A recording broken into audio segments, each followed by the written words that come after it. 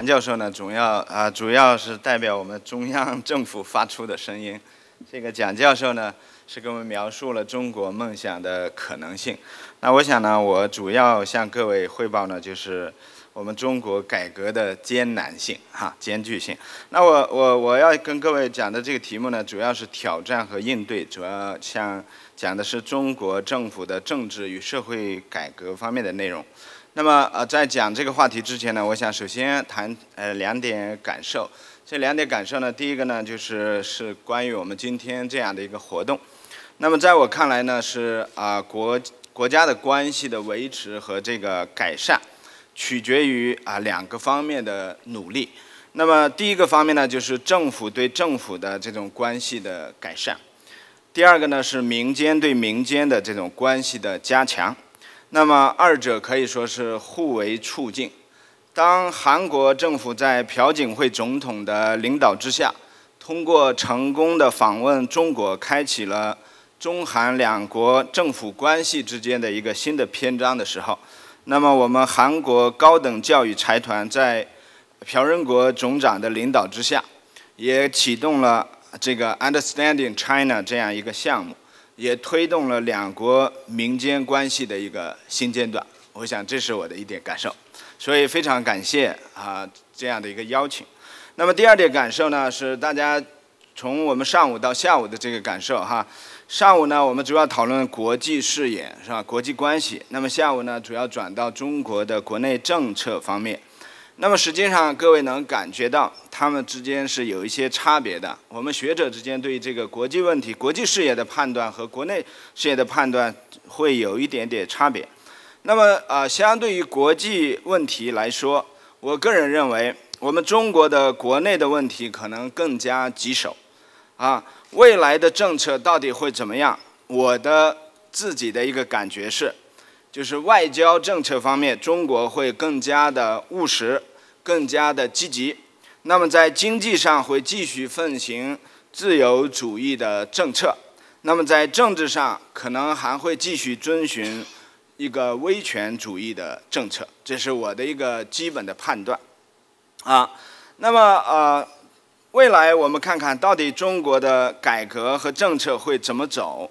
那各位首先看到说，这个18大召开是我们一个重要的一个阶段，大家也关注这个18大的这个一些释放出来的一些新的信息。那么现在呢，18大开会已经半年多了。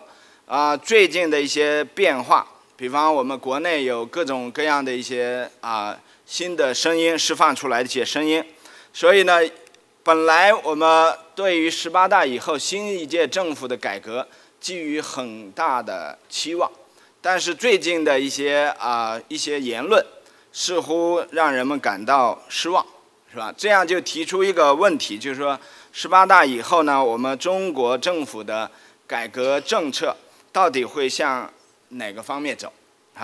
我想我们要预测中国的政策变化，特别是政治方面的变化，我觉得难度比较大，因为它的变数太多，是吧？变数太多。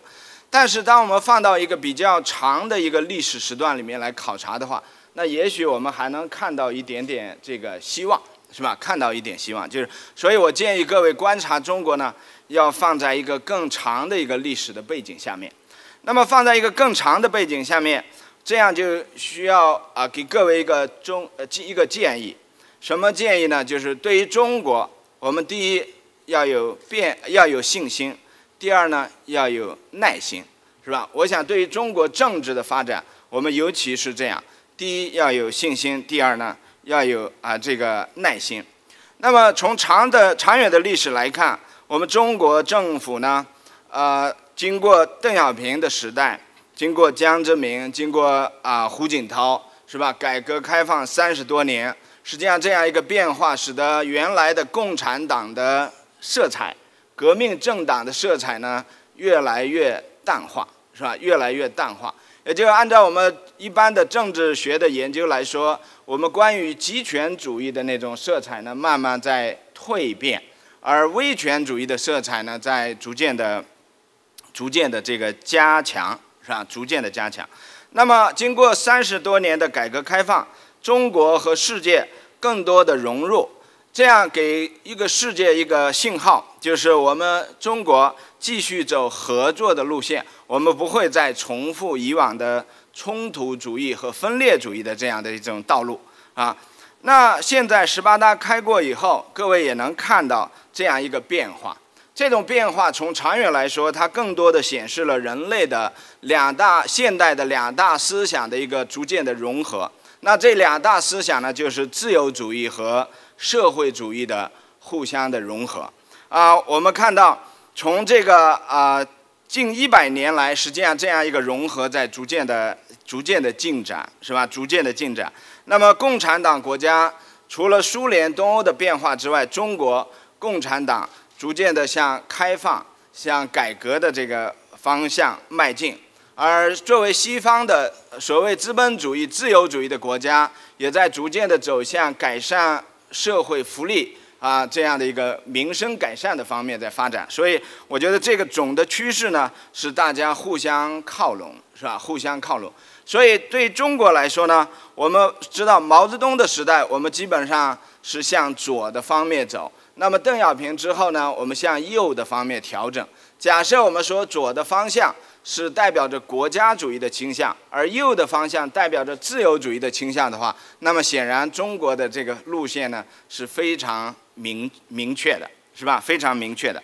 那未来18大，我相信它也继续会沿着这样的一条道路来往前走，是吧？那么从政治的角度来看，中国这么多年经过毛泽东时代的所谓的这个伟人政治的时代，那么又经过了邓小平主政11年的所谓强人政治的时代，那么再到江泽民时代的主政13年，以及胡锦涛后面的10年的这样一个后强人政治的时代，那么现在中国政治到底进入了一个什么状态呢？有人概括呢，它叫常人政治的时代。是吧？常人政治的时代，而且事实上呢，我们也看到它有很多这方面的一些特征那从我们政治学的研究来看，政治的发展是有规律性的。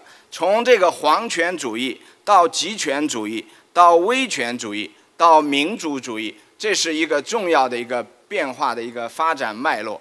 那么从中国今天来看，我们大概走过了皇权主义、集权主义到威权主义这样的一个转变。今天呢，我们依然停留在我的定位是大体上还在一个威权主义的一个时代，所以呢，我们还没有完全实现政治的转型。这大概是我们今天的一个中国面临的一个困境。当然，我们今天也看到韩国在这个方面已经走在前面，是吧？已经走在前面。我相信你们会有更多的这种经验提供给我们。那么未来中国发展确实会遇到在内政的方面会遇到很多的问题，是吧？会遇到很多的问题。比方我们经常提到的，国内中国大陆的学者提到的，一个是国有企业的垄断，第二个呢是官场的腐败，第三个就是分配不公，第四个呢就是人权保障的不足，从而引发的各种各样的这种极端的案例。第五个呢就是民生保障的不足第六呢是政治结构的不合理，以及经济发展的不可持续。另外呢，再加上我们国际环境的一个相对的一个不太好的一个变化，所以这些呢都是对未来中国政府来说是一个很大的这个挑战。那么从18大来看的话，18大报告里面承诺我们要在2020年实现小康、人均收入的翻番，以及还有其他的各种各样的目标。那么在政治改革的方面呢，18大的报告规定或者鉴定了中国的政治改革，包括下面这样几项内容。第一个是加强人民代表大会的地位和作用。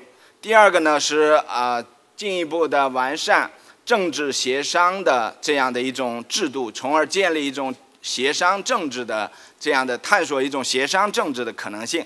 那么第三个呢是法治的建设，第四个是基层民主，加强基层民主的建设。这是作为中共的领导人们，他们也许对于政治改革的一些鉴定，是吧？这些鉴定。那么从这些鉴定来看，我们看到他们的一些理解，是吧？对未来改革到底怎么来定位？我们中国的学术界呢，可能有对未来的改革有几种期待，或者有不同的声音。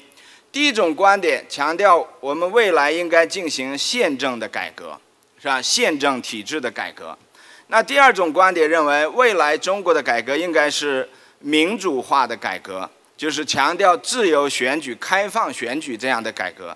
那么第三种声音呢，是说未来的改革应该是政府的改革，就是我们现在开始以加强大部制和功能整合的这样的一个政府的改革。那还有人提出来说，未来的改革应该是结构的改革、制度的一种优化，包括呢需要强调党、政府和军队的高度的一致性，中央和地方的这个高度的一致性这是我们看到的今天的不同的一些不同的观点不同的观点。那今天中国关于未来改革的方面，我认为经济改革的共识相对比较大。这个共识呢，可以理解为是官方的一个表述，叫转变增长和发展方式。那么在社会改革的方面，我觉得也有基本的共识，就是建立公共服务体系，完善社会的保障制度。但是在政治改革方面会怎么样？我觉得可能还有待我们进一步观察。那么至少目前有不同的声音，一种强调要党内民主，第二个呢强调要党政关系的改善，第三种声音呢是强调要加强司法的改革，是吧？司法的改革，这些是一些不同的这种观点。那么作为韩国的朋友，如何来观察未来中国政府关于政治方面的这种变化呢？我觉得有这样几个方面的问题，大家可以作为考察中国未来政治变化的重要的这个参数。第一个呢，它的变化就是中共的理论创新到底能走多远，也就是说，它到底在理论的创新的方面会有一些什么样新的提法，这是我们可以观察的一个角度。那么第二个呢，是党内民主到底怎么搞，是吧？党内民主会怎么搞？第三个就是能不能拿垄断的国有企业开刀，国企的改革是一个重要的风向标。第四个呢，就是在人民代表大会的改革方面，他会做些什么第五个呢，就是在惩治的腐败方面，一个重要的标志就是官员的财产公开和公示的制度什么时候能够推行。第六个就是要不要推进司法独立和产权保护的这种改革。第七个呢，就是社会的自治和民间组织的发展，到底政府能够在多大程度上提供这个许可最后就是新闻媒体的开放程度到底有多大。我想上面的我提到的8个方面是各位考察我们未来中国政府在政治改革方面的一些重要的这个指标那么从我个人来看，我个人觉得未来的10年，也就是习近平的未来的10年的当政的时间，是一个最关键的10年，对于中国政府来说是非常关键的。如果在他的未来的10年能够妥善地处理我们中国上面这些问题的话，那么他会为中国的未来打下一个良好的基础。如果说未来的10年也仍然被浪费，是吧？没有很好的解决这些问题的话，那我觉得我们中国的内政方面的麻烦还会很多。我想我就讲这么多，谢谢大家。